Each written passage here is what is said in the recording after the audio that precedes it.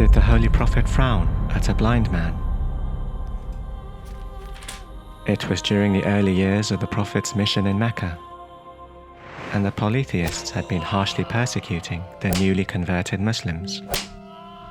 On one occasion, the Prophet decided to approach some of the heads of the tribe of Quraysh, such as Abu Jahl and others, to preach to them the message of Islam and to ask them, at the very least, to cease their hostile behavior towards the vulnerable Muslims.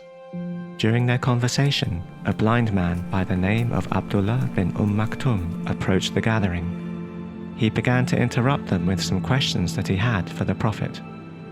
After being unheard and then ignored a few times, he continued interrupting until someone within the gathering frowned at him and turned his back towards him.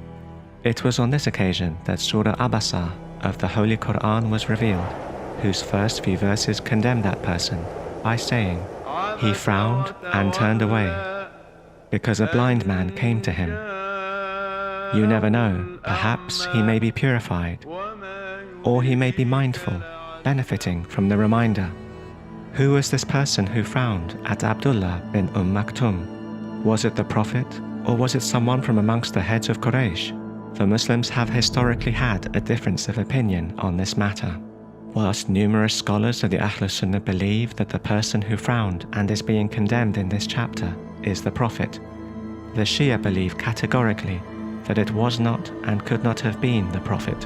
According to the Shia, the person who frowned was an individual from amongst the polytheists in a narration attributed to Imam as-Sadiq. This person was from the Bani Umayyah. When this polytheist saw Abdullah bin Maktum approaching the Prophet and looking to ask some questions, he frowned and he turned his face away from Abdullah. This polytheist had such a disgusted expression on his face that it made him look as if he would become polluted by the mere presence of Abdullah. It was in this context that Allah revealed the verses of Surah Abasa and condemned this polytheist for being arrogant and conceited. Another reason why the Shia believe that these verses could not have been condemning the Prophet is because it is well established through the Holy Quran and the traditions that the Prophet possessed some of the highest personal, ethical qualities. In fact, one of his main responsibilities was to perfect the morality of mankind.